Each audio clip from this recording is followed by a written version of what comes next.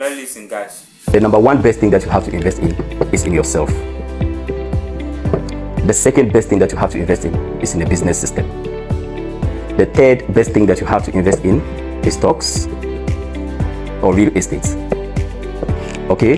The fourth best thing that you have to invest in is treasury bills or bonds. So bonds or T-bills. Okay? The fifth best thing you have to invest in is diversification.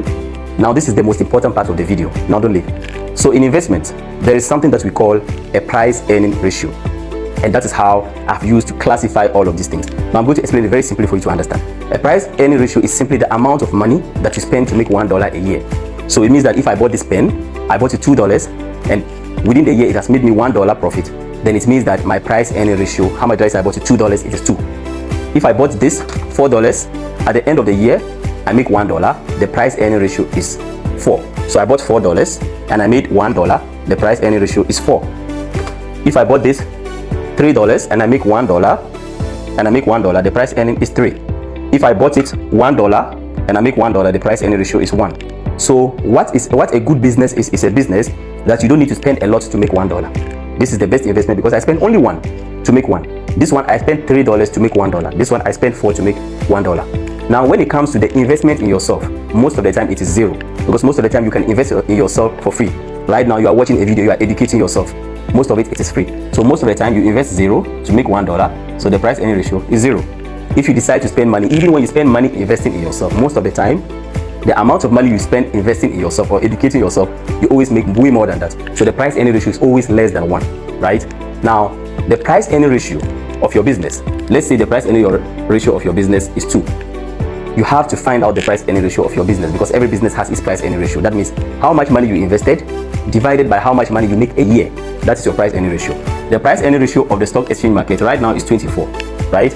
So here, let's say 30, let's say here 40. Okay, now you see the lower I come, the less profitable that it becomes, but also the safer that it gets. The things down the lane here, they are safer than the things above. That is why the more you go down, the safer it becomes. That is very important. So as a person starting out, what do you do? This is where you start from. How do you start from here if you don't have money?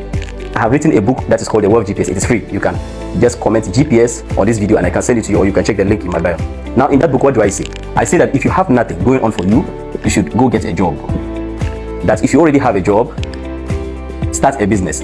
Now if you already have a business, automate that business and learn everything that you need to know about investing. Here, right? Learn every single thing that you need to know about investing. But the education that you get, the investment in yourself, you actually get it from a job, because a job allows you to invest in yourself. It allows you to educate yourself. It is not from it. I mean, you don't have to pay. You get paid to educate yourself. That is why you don't work to earn, you work to learn, right? So when you look at this, for me, I didn't have to do this to educate myself, because I didn't have to work a job. I started a business, but the price I paid is that I made a lot of mistakes on business. I got in debt and everything. That is how I got my self-education. I got my self-education from here and not here. But if you are starting out, I advise that you should start it from here. Here you can always start, but it is tough. It is something that you can start unless that you are spending money to skip here to come here. If you are spending money to educate yourself, then you could educate yourself and start a business. So this is what they mean when you need to invest in yourself. I'm going to give you a bonus course here, which is very important, that you're going to need as you go forward. Now let's just say that your business, this makes you $1,000 a month, right? Because your business has a price earning ratio of 2 and the stock exchange market has 24.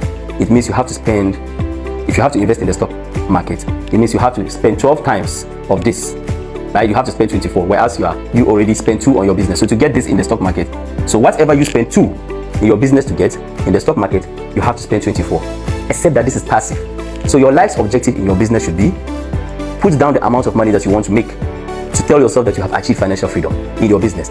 When your business hits that, let's say it is 1,000, let's just say you are an underachiever and then it is 1,000. Now when you get to 1,000, of course you are not spending all of that, because 1,000 is the amount you need to get to achieve financial freedom. It means it's more than the amount you spend. So let's say you spend 800, what is left is 200. This 200 can then be invested. It means that all this 800, all this your businesses, this 200 can then be invested back into the stock market.